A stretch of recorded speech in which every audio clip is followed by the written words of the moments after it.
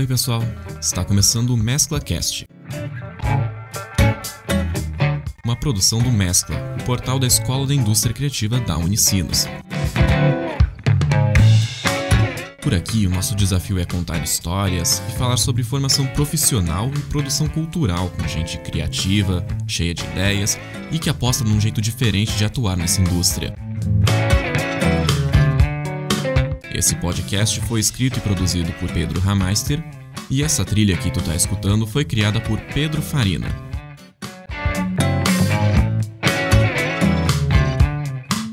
E no nosso primeiro episódio, a gente vai trocar uma ideia com uma pessoa que pode muito bem ser a que mais conhece a história de Porto Alegre, o jornalista, escritor e editor Rafael Guimarães. Rafael, muito boa tarde e muito obrigado por nos receber aqui. Eu que agradeço. Acho que a apresentação ficou um pouquinho exagerada, não me considero um profundo conhecedor da história de Porto Alegre. Eu estudo bastante, né? Mas eu trabalho basicamente em cima de fatos, né? Fatos que eu pesquiso e que eu acho importante contar. E na medida que eu conto esses fatos, eu também não situo a época que eles ocorreram, né? E tudo que estava em volta, todas as circunstâncias que estavam em volta desse fato. E, enfim, dar um painel muito mais fiel possível, né?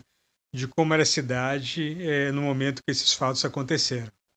Bom, achamos importante comentar que o Rafael nasceu e cresceu aqui em Porto Alegre, começou a trabalhar como jornalista em 1976 e já tem uma caminhada bem longa nessa profissão. Na ditadura militar, ele foi repórter, editor e secretário de redação do Cojornal, da Cooperativa de Jornalistas de Porto Alegre. Ele tinha uma importância nacional, ele era lido e respeitado nacionalmente. Fundamental numa ideia de imprensa que o Brasil até hoje não tem. É que ele foi, na época, considerado um dos 5 jornais da imprensa alternativa mais importantes no país. Isso que tu escutou agora foi um trecho do documentário Cojornal, um jornal de jornalistas sob o regime militar que está disponível no YouTube. Rafael também foi repórter de outros veículos e ainda trabalhou como assessor de imprensa na Prefeitura de Porto Alegre, no governo do estado e na Assembleia Legislativa. Hoje, Rafael é escritor e já publicou muitas obras que exploram a história de Porto Alegre.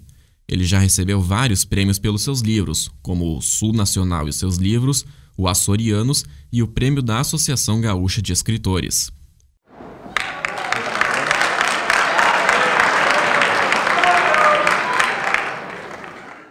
É para aplaudir mesmo. E além de escritor, ele também trabalha com edição de livros na editora Libretos, que ele mesmo fundou. Nós viemos até a editora de Rafael, aqui no bairro Menino Deus, em Porto Alegre.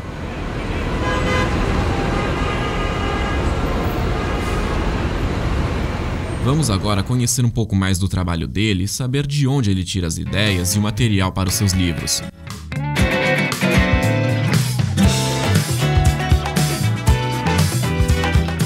Rafael, começa contando pra gente o que te levou a deixar de lado o jornalismo e focar na carreira de escritor e abrir a sua própria editora.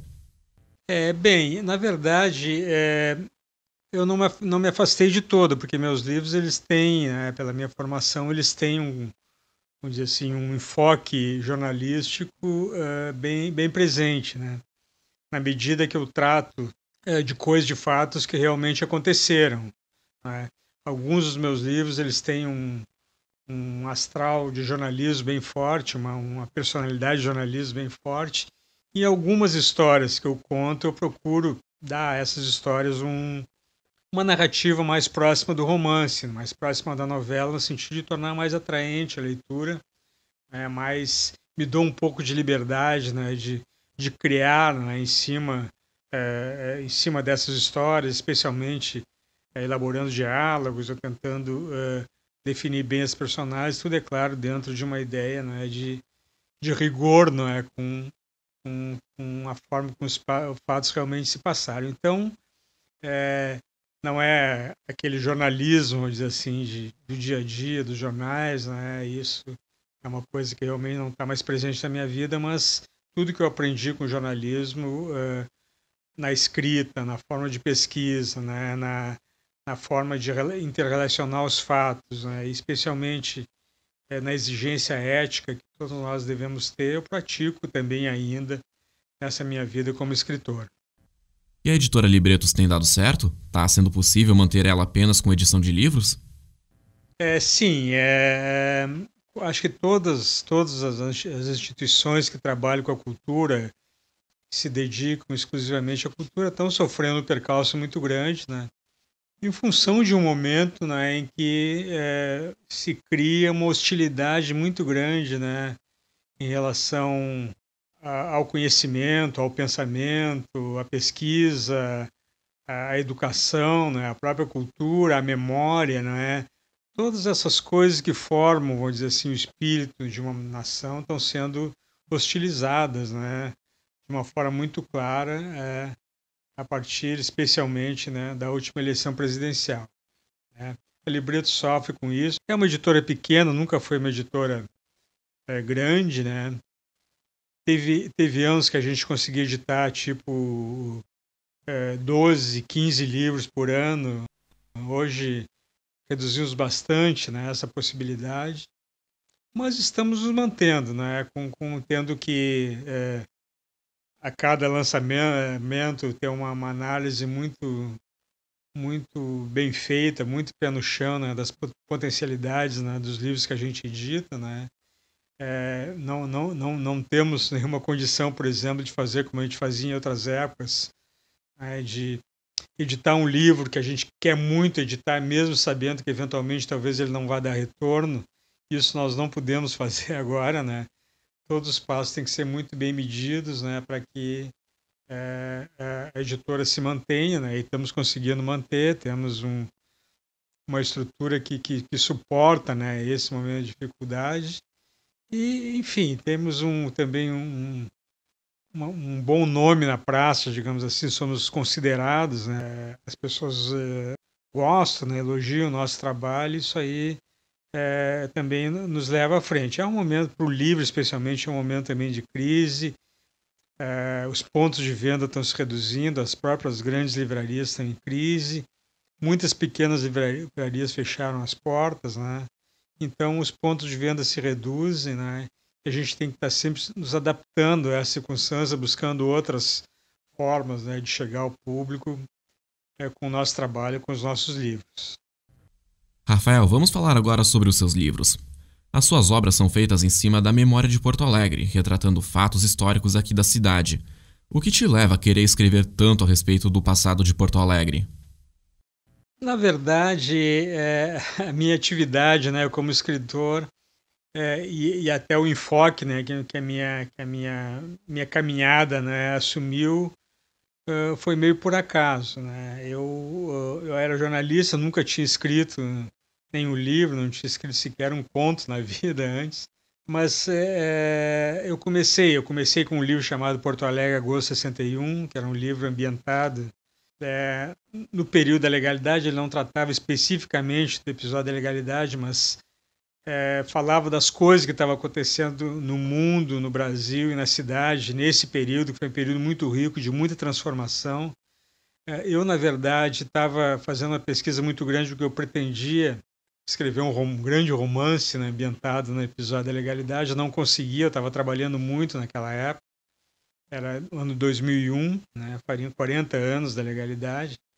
E acabei, como eu tinha feito essa pesquisa, acabei escrevendo os textos em forma quase de pequenas crônicas, né, sobre os fatos, desde o Muro de Berlim, né, até as coisas que aconteciam em Porto Alegre, né. E a partir daí, um dos textos, por exemplo, sobre o teatro de equipe, um grupo teatral muito importante que existiu em Porto Alegre na virada dos anos 50 para os anos 60, havia um pequeno texto sobre o teatro de equipe. E o pessoal que integrava o grupo, né, me procurou e disse: olha, estamos querendo fazer um livro e queremos que tu participe. Daí, então, junto com o Mário de Almeida, que era o mentor do grupo na época, né, fizemos um livro chamado Trem de Volta, Teatro de Equipe. Né? E aí começou, no momento que eu pesquisava, encontrava outras histórias. Por exemplo, pesquisando esse livro, encontrei a história de um crime acontecido em 1911, que redundou no livro Tragédia da Rua da Praia. Né? Quando eu fiz o teatro de equipe, o pessoal do Teatro de Arena, que foi também um teatrinho, que ali na Escadaria da Borges, ali é um teatro que serviu de palco de resistência durante a ditadura militar na década de 70. O pessoal do Teatro de Arena também fez um livro do teatro de equipe, tem que fazer um livro sobre teatro de arena também. Então aí começou aí, não é? Eu fiquei meio indo assim nessa pegada assim de começar tipo uma coisa leva a outra, né? E assim foram meus livros sendo feitos, né? Uma coisa puxando a outra. E eu tenho muitas histórias, né, para contar ainda que são fruto das pesquisas, né? Muitas delas eu reuni num volume chamado 20 Relatos Históricos, são 20 histórias curtas, né? Ainda tenho muitas histórias, né, que eu gostaria de trabalhá-las, né? E acabei indo por esse caminho, né? Um pouco meio como sem querer ser, esse é o meu nicho. Não foi assim, foi uma coisa casual e acabo... E estou gostando de fazer, estou gostando de pesquisar, estou gostando de escrever, estou gostando de experimentar. E os meus livros têm vendido, eles vendem, as tiragens esgotam, são tiragens pequenas, mas esgotam, a gente faz novas tiragens e tal. Meu trabalho, então, nesse sentido, está sendo reconhecido e eu me sinto bem recompensado por isso. E como é o seu processo para estudar essas histórias de Porto Alegre e depois escrever sobre elas? Onde que tu faz as tuas pesquisas? Eu sou uma pessoa desorganizada por natureza, mas eu me obriguei, não é, a ter um método de trabalho. E esse método de trabalho é assim, ler tudo sobre o caso, ler tudo sobre a época em si, né? Isso aí implica também ver filmes antigos relacionados com a época, saber os prédios que estavam de pé naquela época, ver muita fotografia, ver os estabelecimentos que existiam, os cinemas, a marca de cerveja que tinha na época, a marca de cigarro, as lojas, né? Eu procuro também, nesse caso do livro Fim da Linha, há uma perseguição na Rua da Praia, né? Enquanto há um bonde circulando, descendo a Marechal Floriano e seguindo pelo mercado até o fim da linha, que é onde é ali o Banco Santander.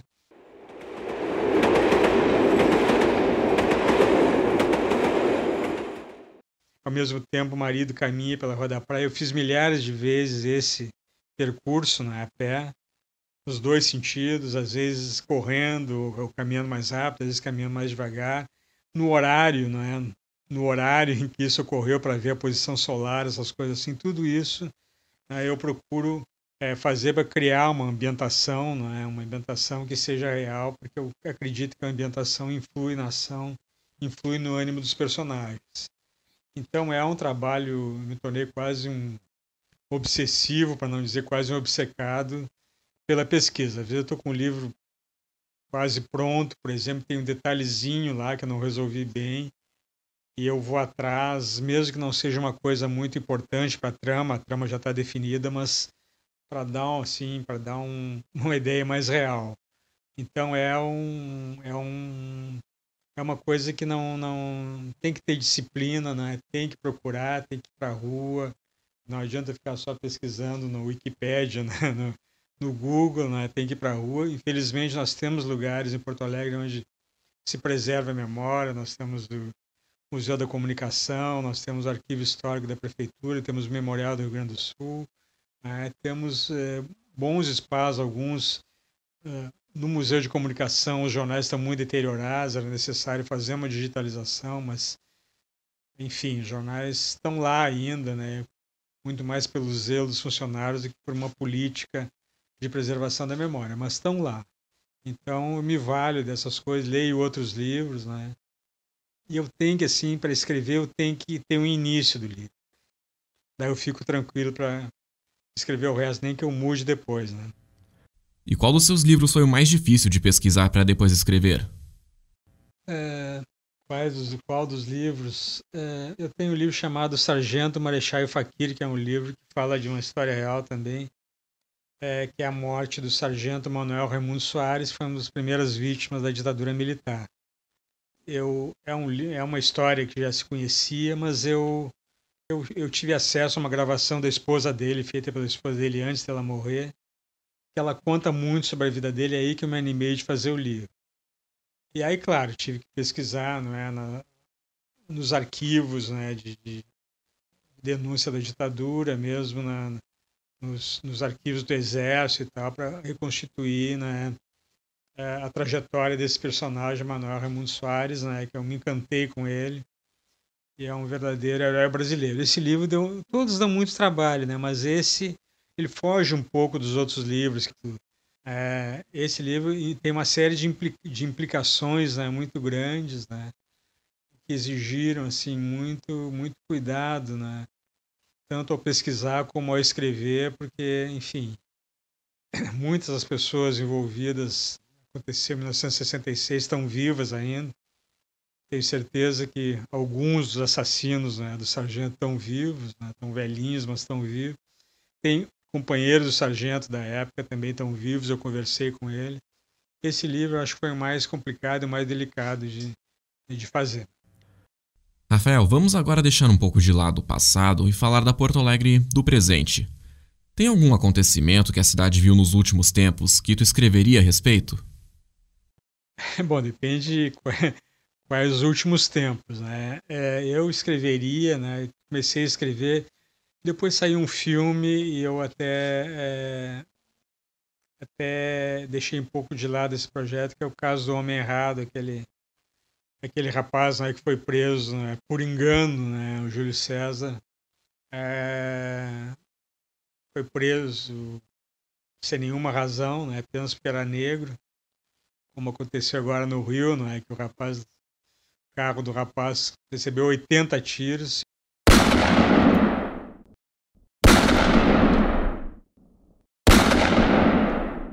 Se fosse uma família branca que tivesse aí, não teria acontecido. Então, eu escreveria sobre esse fato, mas foi feito um filme muito legal, né? Recentemente, até ganhou prêmios, então tá bem assim, a memória dele está bem contada, mas esse é um caso que aconteceria. Tem um outro caso, né, que me chama a atenção, que aí já é na época da internet, que é aquele cara que matou e emparedou a família ali perto do Parcão, né? Um cara que conheceu a mulher pela internet e acabou num surto lá, matou a mulher, matou os pais, matou todo mundo. Eu tenho vontade de escrever sobre esse fato, até porque traz essa coisa da fluidez das relações, né, via internet, essas coisas assim.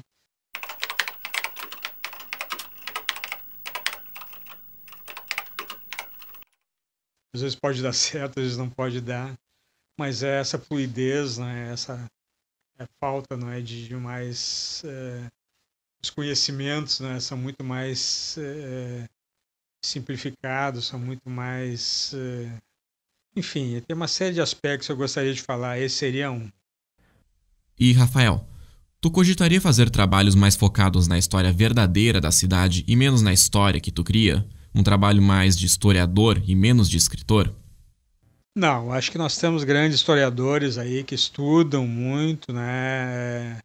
Eu quero continuar tratando de fatos. Acho que os historiadores, eles têm essa coisa, muito mais ferramentas, né, para contar essa história.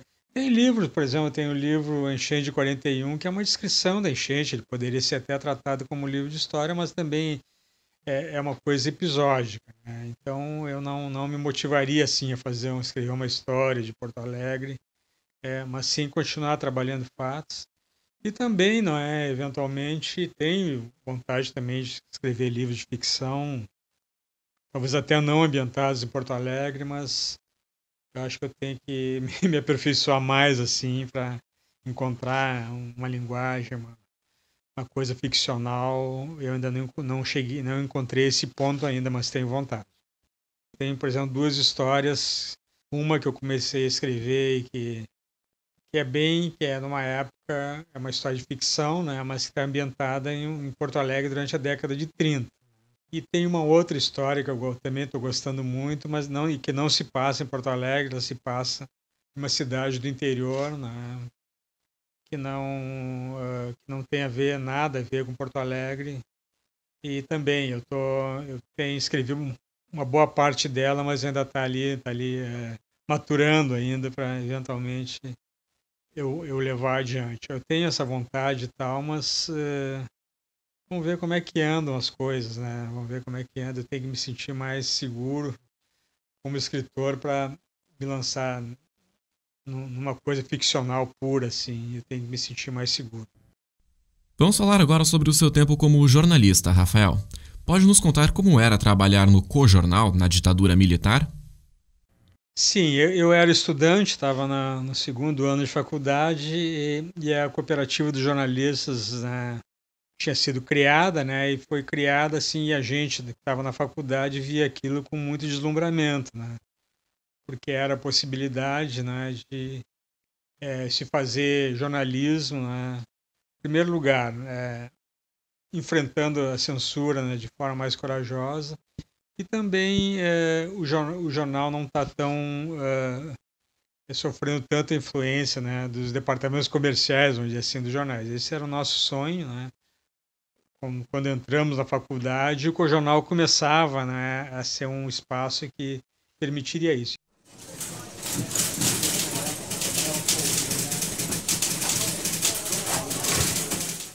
Eu tinha uma tremenda sorte de abrir uma vaga de arquivista no Cojornal. Fiquei sabendo através de um amigo, né? E me apresentei lá e fui admitido. Então, fiquei um ano como arquivista.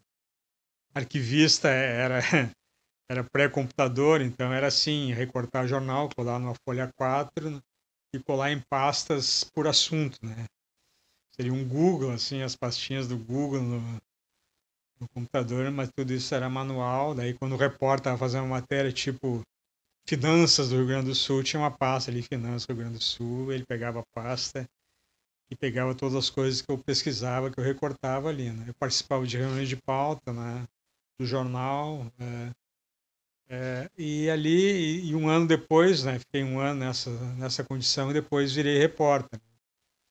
E foi um aprendizado extraordinário, eu tive muita sorte realmente, conviver com pessoas muito qualificadas do ponto de vista jornalístico, né, de preocupação com o assunto, de texto, né, e especificamente do exercício da profissão, né, da dignidade profissional, do compromisso que o jornalista tem perante a sociedade. Isso era uma coisa sagrada lá entre nós. E havia censura, né? Havia censura. Né? No início era um boletim que circulava entre os sócios, mas quando foi para a banca foi 76, né? Onde começava aquela abertura lenta, gradual e segura do presidente Geisel, mas que logo depois, né, ele fechou o Congresso e editou o pacote de abril, aquele que, enfim, já tinha acontecido a morte do Vladimir Herzog, que foi assim um divisor de águas assim na questão da repressão violenta, né, contra os militantes políticos. Logo depois ainda teve aquele assassinato do pessoal do PCdoB lá no bairro da Lapa, em São Paulo, mataram toda a cúpula do PCdoB. Mas ali então já se começava a se questionar, começava a se falar de tortura, começava a se falar de presos políticos, começava a se falar de anistia. Então o jornal entrou, né? Entrou de sola assim nessa pauta, né? Nessa pauta da redemocratização, forçando, né, para a abertura dos espaços. E a gente, é claro, se empolgava com isso, tinha muito orgulho, o jornal era reconhecido, tinha muito orgulho de estar ali, tipo assim, como uma trincheira, né? Então para mim, foi um aprendizado muito grande. Depois houve um processo em função da publicação de documentos do Exército, que